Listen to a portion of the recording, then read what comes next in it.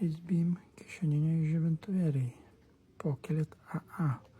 AA tai reiškia, kad maitinimas tik su viena AA baterija. Štai kaip jie atrodo. Puikus, maži, ryškus, solidus, kokybiški žibintuvėliai. Turi klipsą, kurį galim nuimti. Jungikliukas. Patogi forma. Taip, kad pasirenkam savo mėgstamą. Komplektą turim įkraunamą su USB-C bateriją. Arba galim naudoti to pačio dydžio 2A paprastą bateriją, jeigu nebeturit su kuo pasikrauti. Taip, kad puikus variantas.